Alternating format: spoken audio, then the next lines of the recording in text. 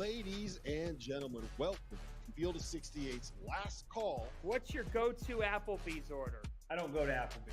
We actually call it Crapplebee's, to be honest. Who's the better team right now, Creighton, Marquette, or UConn?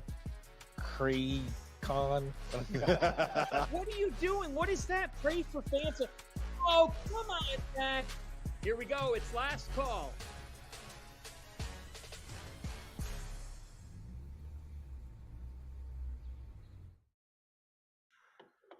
Welcome to the last call here on the Field of 68 and on Stadium. We got Chris Mack in the house. We got Rob Doster in the house. My name is Greg Waddell. We'll be here for the next 30 minutes taking all of your questions, however weird they may be. I've seen some weird ones this week. I'm not going to lie to you, like who's going to die first in a horror movie. I don't know where we're going to go tonight, gentlemen, but I'm along for the ride. And since it's the last call, you know what that means? We got to have a beverage. Let's do our toasts of the night. Rob, who are you toasting to tonight? I'm going to toast Deron Holmes. 29 points, 14 rebounds, 4 blocks, 2 assists.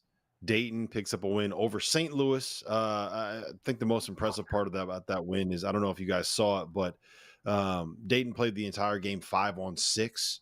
Travis Ford decided that, is that your toast tonight? Is that who you're going to take? It was. I had Anthony Grant 11-0, 4-0, and A10. Like, because I figured, we're talking Dalton Knecht, talking Zach Edey, like, unbelievable, man. Unbelievable. Well, listen, I think it's you can give him credit.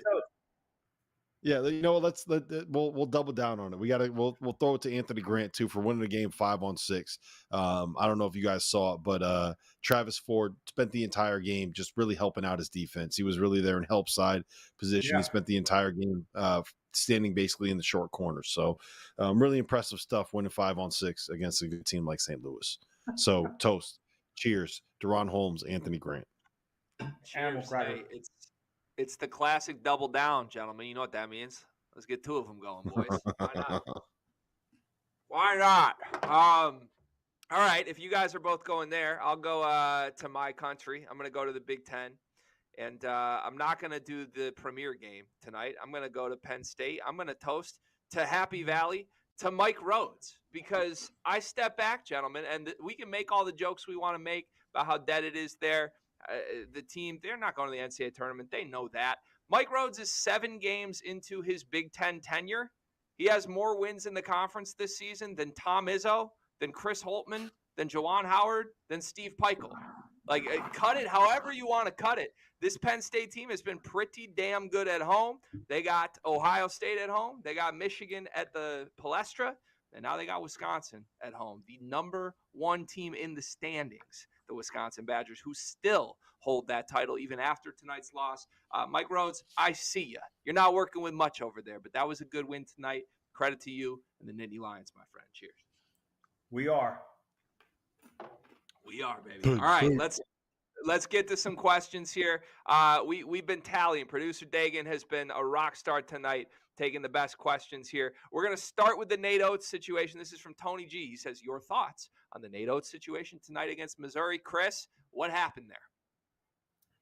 Well, if you didn't see it, 2 of the players got in a little bit of a scuffle for Alabama and Missouri. I think there was an elbow thrown. Nate took exception, just sort of pushed the kid back. I think they're making a big deal about nothing. It's not like he shoved him 2-handed and started screaming at him. I think he just was trying to separate the kid. I think if he had to do it over again, he'd probably push his kid away just to make sure that cooler heads prevailed. But, he apologized after the game. I think, in today's world, everybody likes to make so much of little things, and this is about as little as it can get, in my opinion.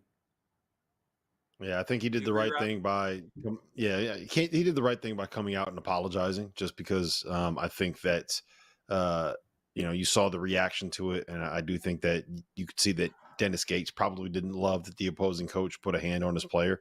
But really what had happened was Aiden Shaw was in the Alabama huddle because of just where that scuffle kind of ended up, and Nate Oats kind of just put a hand in his chest and said, "You're out. Go back to your bench." Right? Like, it is what it is. I don't think there's anything too big of a deal about it, but there was a post that said that Nate Oats shoves a player that kind of went viral a little bit. So whenever that happens, you're going to see a situation where people react to it. So yeah. For sure. My only read on the situation, gentlemen, Nate Oats is going to look great in Ann Arbor one day. I mean, is there not a better coach? If you can't keep your hands off the opposing program, ain't that just the perfect fit for the Michigan guy coming back home? I mean, come on. Next one on the list we got from Brett. He says, what should we make of the middle of the ACC? Rob, what do you think? I mean, the middle starts at number 3, right? Is that where the middle starts for the ACC? You got North Carolina, you got Duke at the top, and then you got a whole bunch of whatever in the middle, and then you got Louisville and Pitt at the bottom. How about this? The Pitt Panthers are actually below the Louisville Cardinals in the standings right now. So Jeff Capel, man, come on, what are we doing over there? What is happening? What is going on? I thought for a while that Wake Forest was going to end up being the second best team in that league. I thought they were going to be a team that had a chance, and they've lost a couple that they maybe shouldn't have lost. NC State 5-1. I don't think I'm ready to buy into them all the way yet. I don't know. I'm just not sold on anything in the ACC. When you have Florida State and all the things that's wrong with that team right now, sitting there tied for second place in the league, I think it says all you need to know about that conference as a whole. Not a good look right now for the ACC. I don't know what you make in the middle because I don't know who's in the middle right now. I think that so many damn teams in the league and everybody's like 2-1 and 3-2. And so I just think that you got to get to about the 8th game before you really start to see any type of separation. I agree with Rob. Right now there's 2 teams, maybe 3, and then the rest of them got to figure it out. Yeah, it's gross. It's gross over there. But also I don't want to act surprised.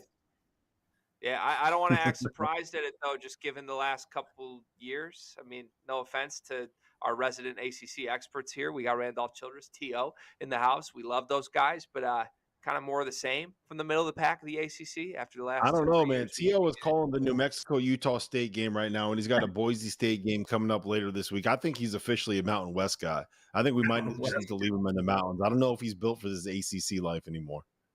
Sure. Yeah, why not? Why not? T.O. would look great in the mountains. I'm not going to lie. Okay, here's one from Al. He says, where does Dalton Knecht rank nationally right now? Could this be like first team All-American Dalton Knecht at the end of the season? Yes, Rob? Yeah, I mean, I think he is very much in that pool of players that you have to put in the mix for first team All-American at this point. Maybe I'm wrong, but I think right now the only person that I would say is like a lock first team All-American no matter what happens is probably Zach Edey. And then once you get past him, it kind of ends up being something where how well does your team end up playing? Like the only thing with Hunter is I think you can make an argument that Kevin McCullough's actually been. Well, I was going to say his teammate too. Yeah, I mean, I don't know. The short answer is yes. Dalton Knecht is in that group of like 10 to 12 guys that are going to end up being in that conversation for first team All-American. Yeah. I mean, he's the real deal, he's awesome. And I think as America gets to sort of watch the SEC season play out, and if he continues on any type of pace that he's on, he's got to cool off a little bit. He can't shoot 61% from 3 the rest of the year, but he's going to be carrying the scoring load for the Volunteers. If he does that, and they're one of the top 2 teams in the SEC, he's got every bit of as good of a chance to be a first-team All-American as anybody else out there outside of Zach. I agree with Rob. Yeah, you keep scoring in the 30s consistently, you're just going to end up there at the end of the year. It's too impressive, and it's hard to do at that level, right? Like we don't see gaudy numbers like that consistently. This is from Reckham. He says, what does Texas Tech have to do to beat Houston tomorrow? Should be a very, very fun game there. Chris, what do you think? Where's the game at? Houston. You guys know? Good question. It's in Houston. Pray. Keep it close, and then make sure the last, you go into the last 4-minute war with a close score that you can put a little game pressure on the Houston Cougars, man. You cannot let them hit you over the head, a little bit like Arkansas did tonight, because there's not going to be any coming back. Houston's 1-2 right now in the Big 12. I don't see them going 1-3. And so when I say I don't see them going 1-3, not that Texas Tech can't win, But like, they're not going to be sleepwalking. I can tell you that. You're going to have to be ready from minute one. You can't find yourself down 15 or 20 at half. You got to get to the second half with about 8 to 10 minutes left in a 1 or 2 possession game. So you put some pressure, some game pressure on Houston. Otherwise, you have no chance. Yeah, you don't want to see the best teams in the country pissed off. Two things, Greg. Get on the defensive glass and get out in transition. Do those 2 things. You could do those 2 things. You got a puncher's chance.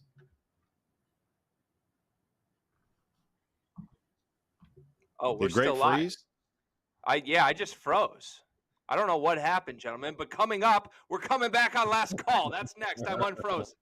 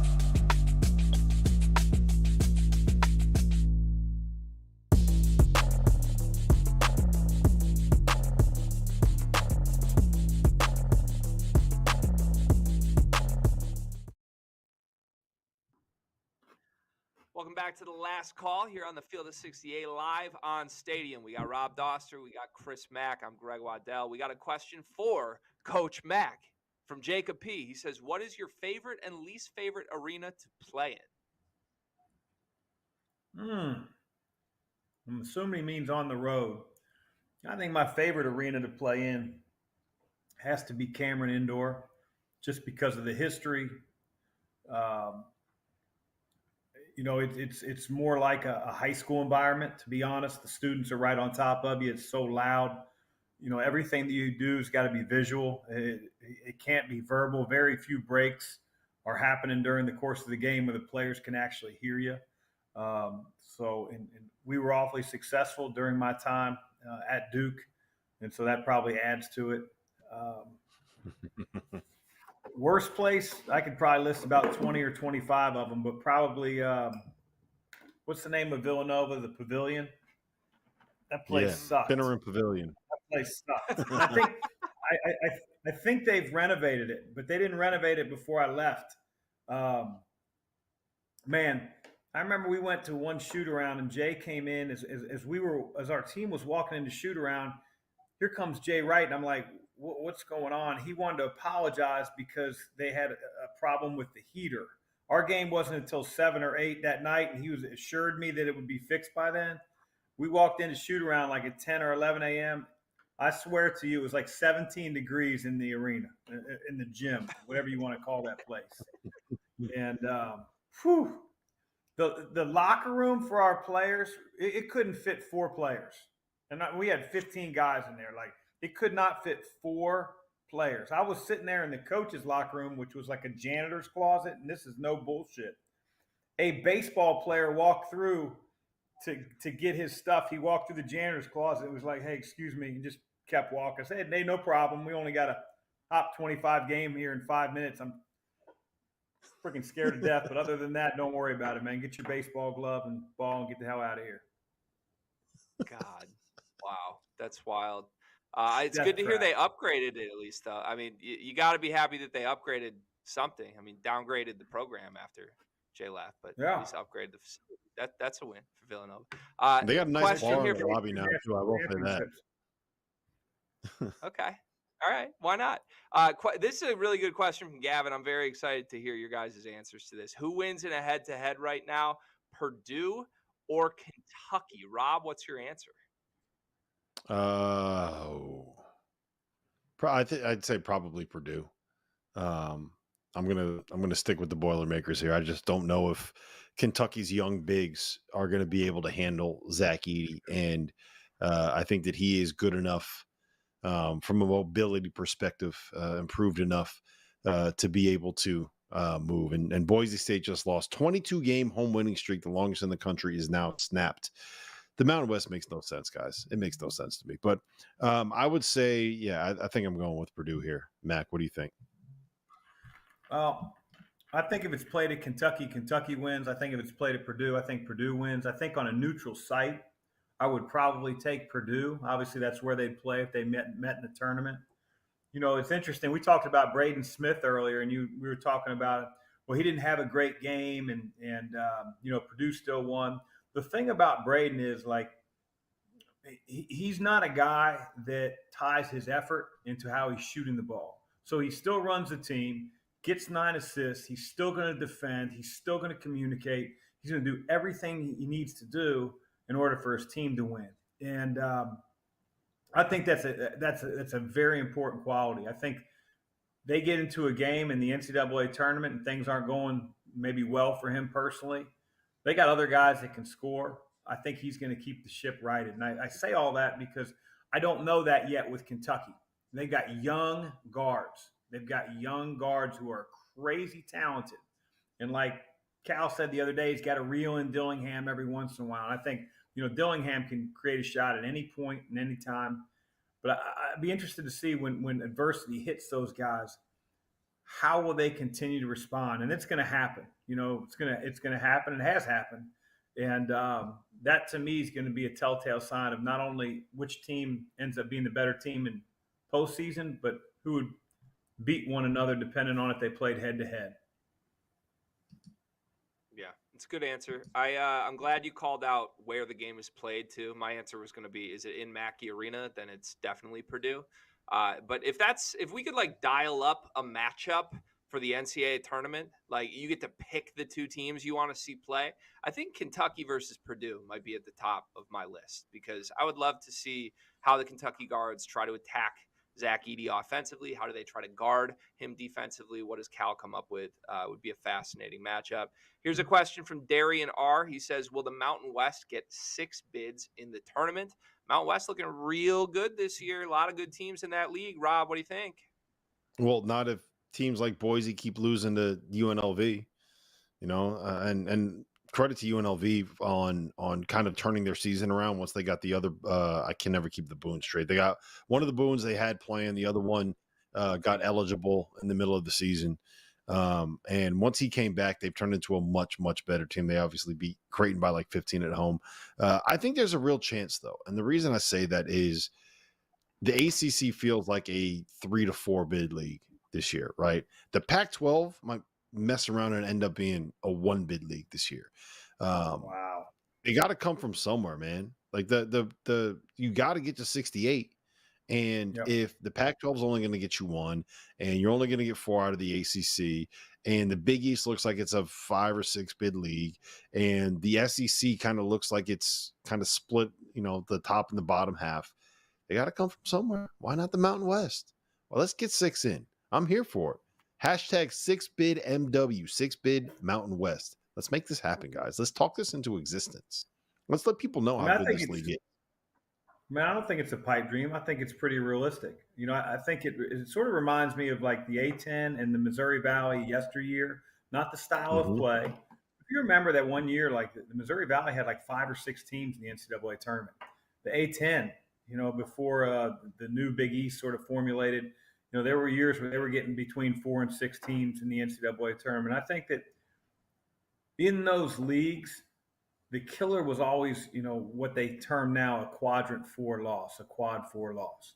And there are really only a couple of those. You know, losing at Air Force at home, which your boys almost did tonight in Colorado State. Maybe losing to Fresno State at home, that would be a quad 4 loss. And I think if you do Anything outside of that, splitting against Utah State or splitting against New Mexico, you'll be fine. But you can't, I think, throw those type of losses in there along with 1 or 2 quad fours, and then I think you'll drop a team or so out of the big race trying to get to the tournament. I think it's 4 or 5 in the end. That's my answer. And the most likely outcome here is the Big Ten gets like 10 teams in. They all lose again, and I have to hear about it for 6 months. That's what's going to happen here. Hey, we got a bunch more questions left. 10 minutes left in the last call. That's coming up next here on the Field of 68.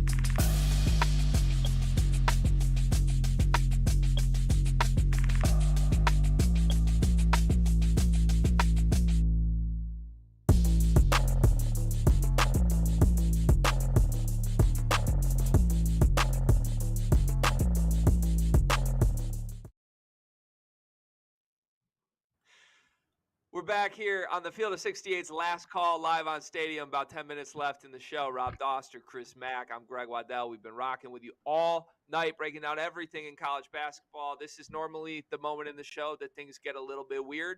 We're still taking your questions. Let's see what happens. This comes from Andrew S. to start. He says, how much should Clemson panic after tonight's loss? For those that don't know, 93-90 double overtime loss at home to Georgia Tech.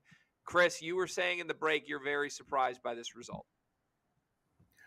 I am. I was on Clemson's bandwagon about a month ago, and it right now a couple wheels in Rob's terminology have fallen off the bandwagon.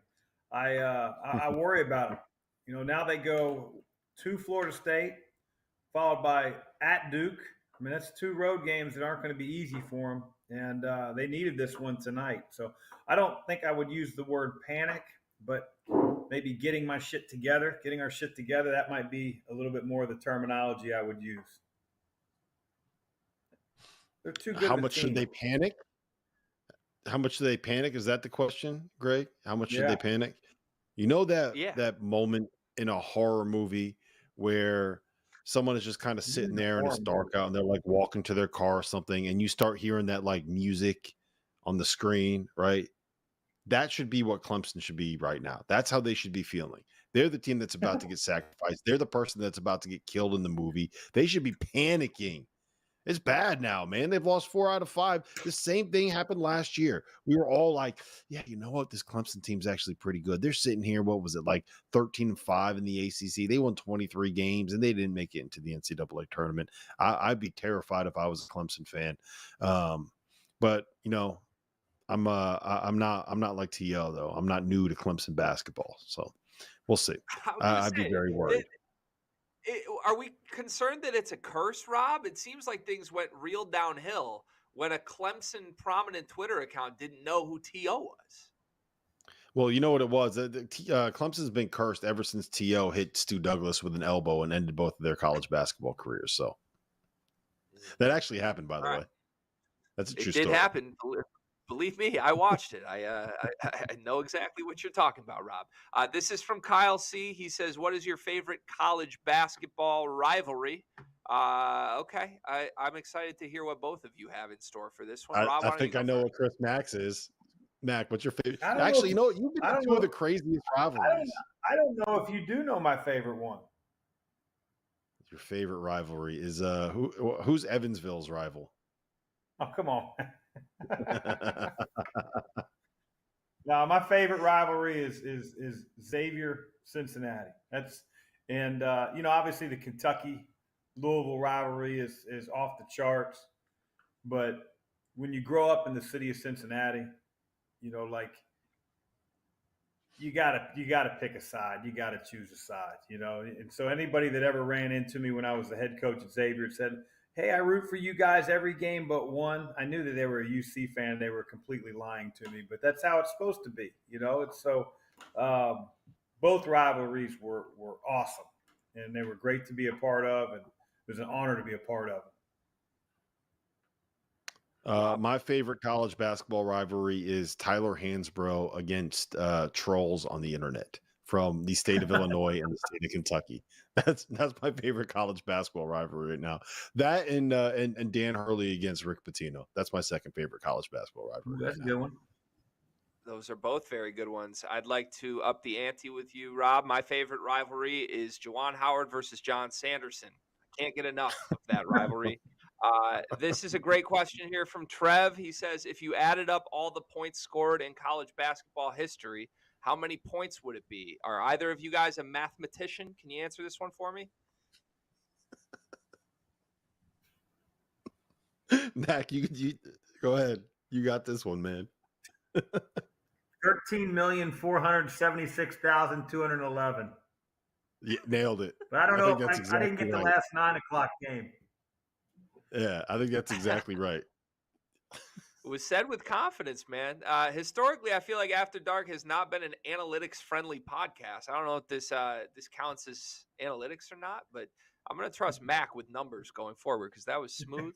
This is from Clint S. Do we think this is Clint Sterner hitting us with this question, Rob? Clint S. says, who is the GOAT, Lightning McQueen or Strip Weathers? Oh, God. They tried to get Stephen A with this one. It's Lightning McQueen. There's no doubt about it. Come on. What are we doing? Why are we even having this conversation? It's Lightning McQueen. There's no questions asked. Mac, do you know what this question's about? I have no idea what this question is. It's from the movie Cars. My kids are into Cars. Never seen it, obviously. Yeah, there you go. Where does Cars rank on your animated movies, Rob? Is that near the top? Very, very low. Not a big fan of it. Yeah, I'm a little surprised we're acting scored. Yeah. He's still thinking about numbers. It's below the total points scored in college basketball. Oh, it's so good. Hey, I'm a big Lion King guy. Lion King, Rob. Okay, Field of 68 After Dark. We'll see you tomorrow night.